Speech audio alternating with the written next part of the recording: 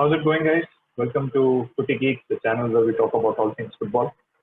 This is episode 4, which is part 4 of the 4 videos that we were covering for the transfer windows and for the transfer window in the Premier League. So we'll discuss what it means for your FPL squads, and we'll be taking a look at the last 5 teams from the Premier League alphabetically.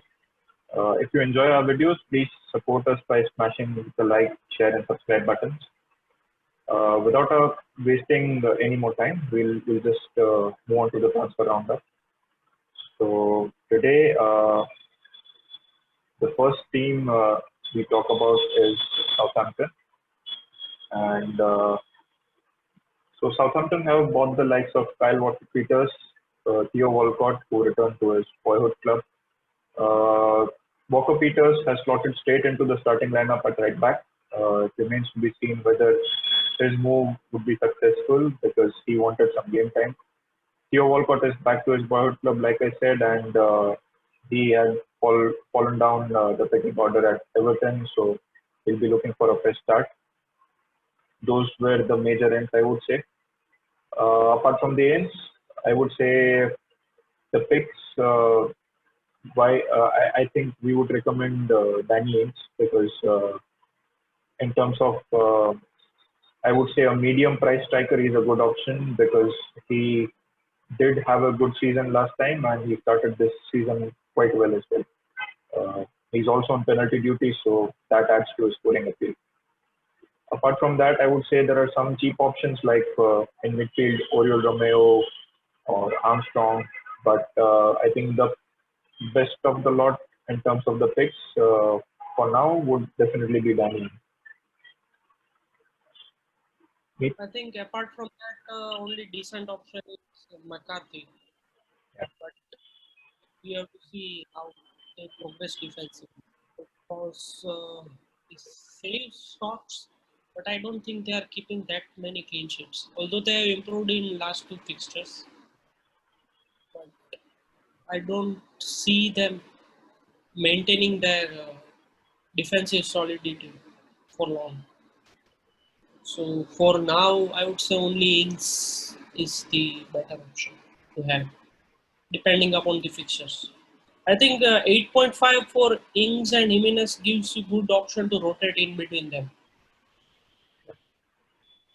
That is From like that, if you are going for a heavy price striker because like we talked about in the last episode, people are now focusing on the midfields more, and the strikers are more of the budget options, who will be around 6.5. But definitely, like you said, Danny Ings would be a good option if you're considering that sort of a price range, 8.5 or something, along with Jimenez. I would say in terms of their defense, I think we'll move on to the outs and we'll talk about this because I think they have missed Hoiberg in the heart of the defense, in the midfield rather, who was the sort of player who kept things tight and nice and tight and kept things moving as well. So he's moved on to Tottenham, and he was one of the regular starters who also captained sometimes. So I think that's one major out. Apart from that, they've sold quite a few players we have seen in the past regularly starting, like Mario Lemina or Reed, even Cedric Soares or Maya Yoshida. We've seen them all in the Premier League. But I think the most consistent player that they lost was Hoiberg. I think they are lacking good midfield, defensive midfielder and a playmaker type of player. Apart from that, they have a good team. But injury to key player might change the situation. Yeah. So if they manage to keep Ings fit, then they should do fine. They had a pretty bad result against Tottenham, but I think apart from that, they've been okay this season, at least till now. Like you said, I think the fixture schedule and injuries may come to haunt them, but they have always been a good side in terms of being there and thereabouts. So let's see. I think Walcott was a good signing, but I think they need a good midfielder and a good playmaker type of. Walcott typically, we've always talked about in the past having that spell of 2 or 3 games where he scores a lot. So we used to always have that in my fantasy Premier League teams in the past. So it will be interesting to see whether he can just gather some form and challenge for maybe eventual England position or something, because I feel the England wingers are also not that fickle. I think due to injuries, he has lost pace. Yes. For that, he was quite a good player, but it caused him a lot of problems. Yeah. Let's keep it moving and move on to the next team, which is Tottenham. So they have finally got their wish, and Gareth Bale is back at the club, albeit on loan. He still lacks fitness, but it would be interesting to see if he can rediscover the magic that he lit up the Premier League with in the past. Uh, Regulon moves from Real Madrid, and I expect him to be a regular starter. Also, Matt Doherty moved from Wolves, so he would be another fullback who would be a regular starter for them. So they've addressed both the fullback positions that they wanted to. Uh, like we just talked about, they also signed Hoiberg, who seems to be a Mourinho player in terms of he has all the attributes that Mourinho likes in midfield. Uh, I would say they've had a good start to the Premier League and have been banging goals for fun. So it would be interesting to see how the team shapes up when Gareth Bale is fit, and what it means for the likes of Young Son and Harry Kane, Lucas Moura, how they cope up with that front three.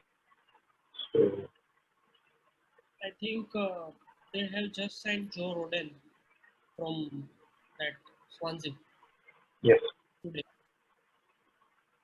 So that also covers the centre back option as well.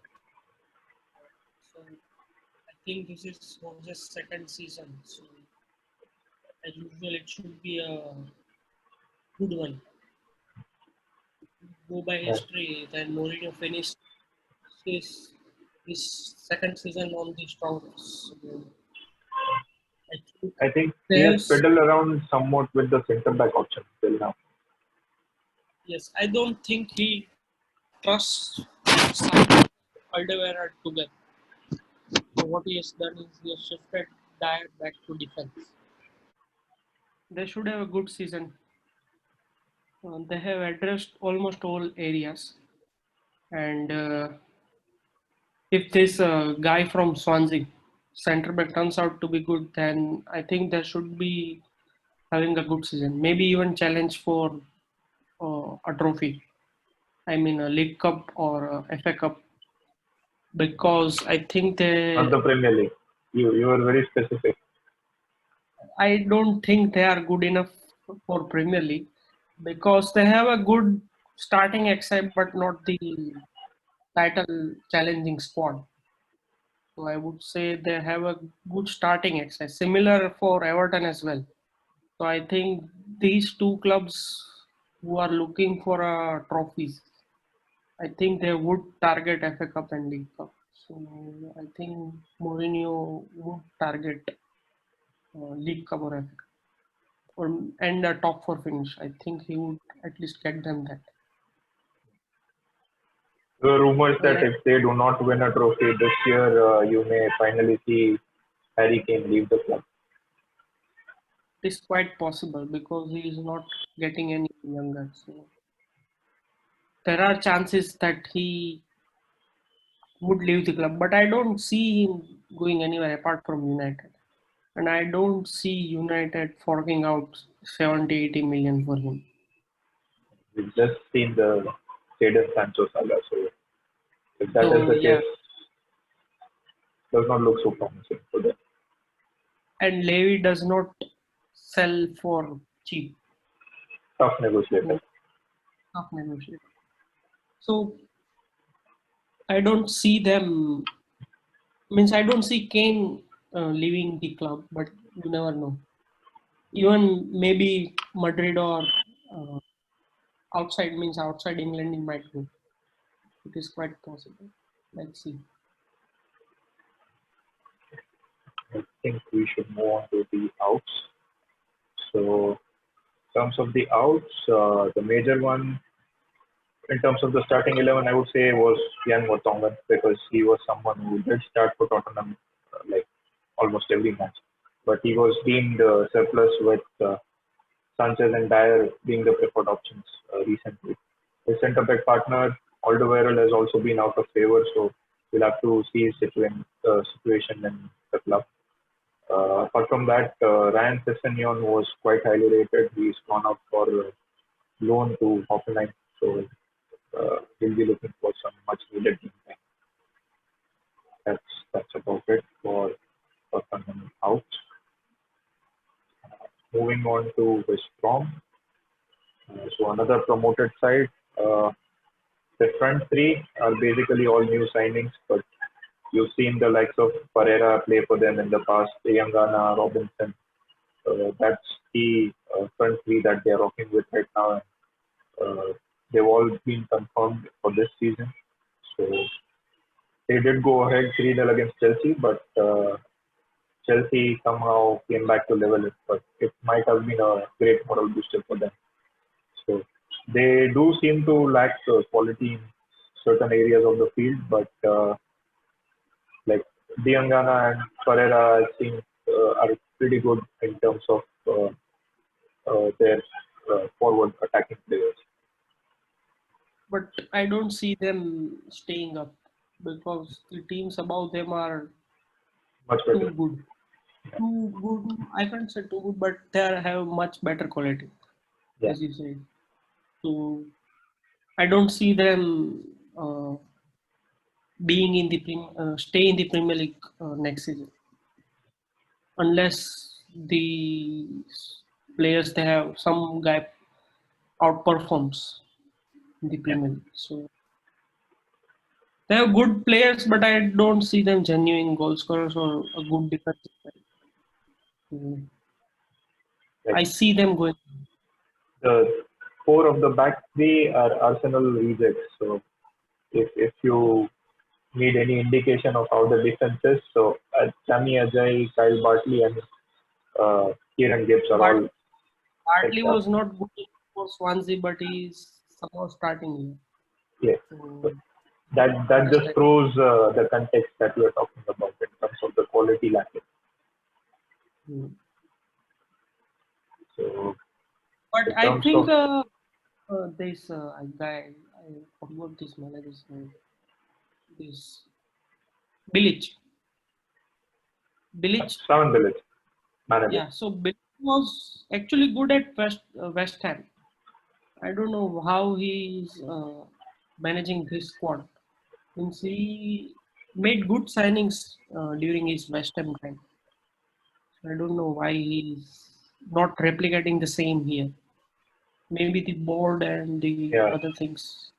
maybe he wasn't backed by the board to that extent. I would say. Yes. I think that's the problem. In terms of their outs, the old set piece taker Chris Front, he goes out. They also lost Burke to Sheffield, so uh, he was one of their key players in the past season. So I feel that the step up to the Prem could be slightly difficult for them. And in the current scenario, maybe some great signings in January may help, but it remains to be seen. So it would be Mm. interesting to see if they can cope up because, like Meet said, both of us sort of feel that they may be going down. Let's see if they can prove us wrong. Hmm. And to West Ham. So West Ham have not actually been able to strengthen their team, at least to the extent that David Moyes would have wanted. So not many signings like you can see, and they had tried for quite a few players. Centre back, Fofana, they had tried for. I believe that they are just interested in the Brentford option, which is Said Benrahma. So he is a winger and he may be joining them today. It remains to be seen if that deal goes through. Actually, I saw that he failed the medical, but I don't know what happened after. Yeah. So So, he would have been a good signing probably, but let's see. If he has failed the medical, it won't probably go through. So in terms of their signings, I would say that their major signing was probably keeping a hold of Declan Rice because he was yeah, rumored to be interesting Chelsea, but he has stayed. And, seemed that West Ham would be struggling this season, but then there was a shock result against Leicester. So that was quite a moral boosting them, and we'll have to see if they can build up on that. I think what they have done is this Kufal and Matua, what they are doing is they are surrendering the midfield, and what they are doing is they are sort of playing fire at the back. So this is what I saw against Leicester. What they are Yeah, doing is they are giving possession in midfield and they are shifting to fire at the back. And on the counter, they are trusting Rice to find this uh, Antonio and Fornals and Bowen. So there is nothing sort of midfield, fire at the back, and you just try to hit them on the counter. yeah. So and Leicester seemed clueless at times. So this new found way of playing is helping them. But let's see how long it. They did to Leicester what Leicester had done to many Premier League teams in the past. So it is looks like a more of a Moise team now. Yeah, the Everton days. Yeah, the Everton. So I think what they found good player in Kufal, even though he's 28 or 29, but he is a good signing. So what he has done is he has improved their defense. So automatically their attack is improving. And this Bowen and Suchak are, I think, good signings for them. Yeah. Bowen has been I, doing quite well, but I think their key player has been Antonio yeah, because he is in red hot form and has been yeah. scoring goals. So I think older plays quite good. it's like he has the physique of Adama Traore and he plays as a striker, so he's good with hold up play as well as just being there in the box. Mm. So I think West Ham might stay up this time Yeah, because they have got good start and they have starting excited to stay up. I think. I think in terms of the FPL options, like you said, Kufal could be an interesting option because like he's a 4.5 rated player. Uh, so it seems that he would be starting every game. So Yeah. you have that guaranteed 2 point haul that you would be looking for in a budget midfielder or any budget player. So that would be an interesting option. I think Bowen and Cresswell have given good points in the last fixtures, right? Yes, yes, So I am keeping eye on them. I'm struggling to understand how Cresswell is performing that good because ideally Masuaku should give the return. Instead, Cresswell is getting more points. I think he's on the set piece duty, probably yes. Cresswell. Cresswell has been on the basis. So I think he's uh, performing in that regard. So Yeah. let's see. I think for now, Bowen and Cresswell are giving good returns, but over the period, we might find that Kufal and Antonio are also a good option to have. In terms of outs, Jack Wilshere's contract has been terminated and their struggle continues. So Felipe Anderson also leaves. He was a quality player, I would say, but he has always been out of favor with David Moyes. So uh, those were the major outs, along with Diangan, I would say, because there was a lot of controversy when he was sold. Players like Mark Noble and Jack Wilshere did voice their Hmm. discontent against the club. So those were the major outs for this time. Moving on to the next team, which is Wolves. So I don't know whether it is Wolves or Portugal B, like they say. So it's just become too funny at this point now. So again, they've gone ahead and I don't know. They've made some weird deals because I would say that they've sold Matt Doherty and bought Nelson Semedo for like double the price that Matt Doherty was sold at. And I would He not was necessarily, yeah, I would not necessarily say that Semedo is better than Matt Doherty. actually, if you saw the Bayern drubbing of Barcelona, he was the guy that was the worst performing player in Yeah. their team. So after looking at that match, you put up courage to sign Semedo. Is Uh, it and you? I think he was bought for 35 million. So Yeah, like it's not a 35 cheap million. you know uh, gamble that could pay off eventually. And like you said, I saw the very same Alfonso Davies just completely killed him. So Hmm.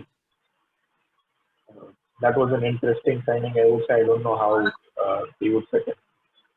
Another thing I was shocked at was they let Jota go Yes, because Jota is only 23. I thought he might be 26, 27.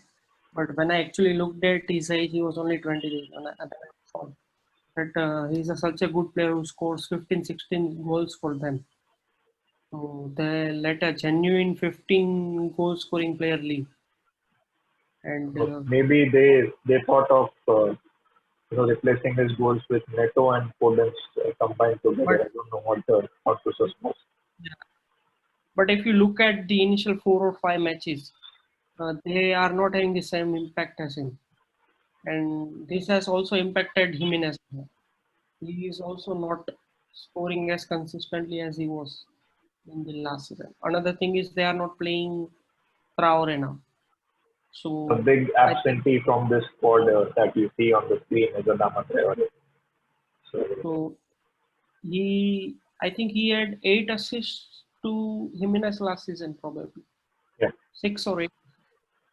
So you are cutting off Jimenez supply as well. So actually, I had Jimenez since second weeks, and over these 3 weeks, I was observing that only that why Jimenez is not at as threat. What I mean to say is not threat. He's not having the same threat he used to have previously. So I think Wolves will not perform well this season. I mean, they will not replicate what they did last season. I'm predicting that because because I don't their know, supply like line is Adama Traore at wing back is not of use, I would say, and yeah, like like you rightfully said, Diego Jota they've already missed, and I don't know. Even Matt Doherty was quite crucial to how they play. Uh, hmm. Again, it remains to be seen whether Elton Semedo can do the same. I think what they need to do is they need to bench Neto or Podence and have Traore play alongside Jimenez. But so far they have not done that. So let's see. I think, like you already said, Jimenez looked like a good option, but I don't know how it remains to be seen how Wolves set up actually for him to start performing well. I would say that Because the other pick was Foden early on in the season, but yeah, yeah, because he's I think 5 million or something. He's he quite is cheap. 5.5. 5.5. Yeah, it's quite a cheap option, and if he starts regularly, it would be a good option. Yes, he played well against City, but after that he got injured. So Let's see how it pans out. So the outs, you already alluded to Diego Tota. They've also lost Matt Doherty. They've also lost Hilda Costa, Phillies, who again is a quality player on the wing. Uh, so these were the three major outs that they had. And I would say a lot of FPL managers picked Ruben Vinagre in their initial lineup. So he's also gone out on loan. So those are the major outs. I think the Marshall was good signing Yes, because he from was Leon. from what I saw in Champions League. Yeah, So I think that was the area that they addressed quite well. But on after that, they lost quite a good players. I mean, Doherty and Jota, you took away assists and goal. yeah. So I don't know if the players would replace that in the current Like squad. 10 to 15 goals at least between them. So uh, Yeah. it's quite a huge number, I would say. Hmm. Because I think Jota had 15 goals last season in Premier League. Round about that figure, I think. It was, I don't know, Jimenez or Jota who scored more, but it was like they did score a lot Jimenez, of goals between them. in the second half, Jota had good run Yes, when they changed the formation. So I think they lost a genuine goal scorer. obviously they did get a premium amount, but you know, it's like you can't replace goals with money. So Hmm.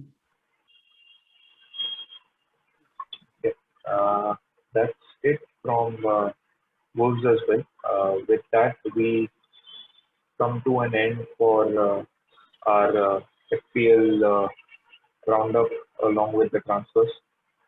So uh, I think in the next episode we'll be focusing on mainly FPL related stuff. Like we'll be having a scout system where we will be selecting our picks for the week, which will be game week 6 now.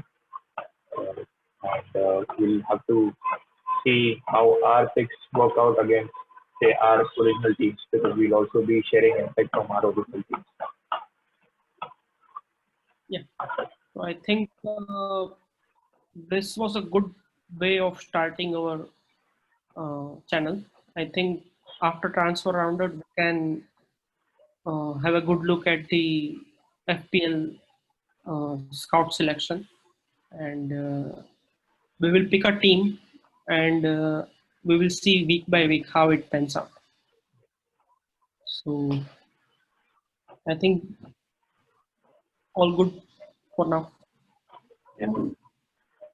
So that would be it from this video. If you like our videos, please do like, share, and subscribe our videos. It will be of great help to us. And like we said, the next episode will be sort of an FPL scout type of an episode where we pick our team.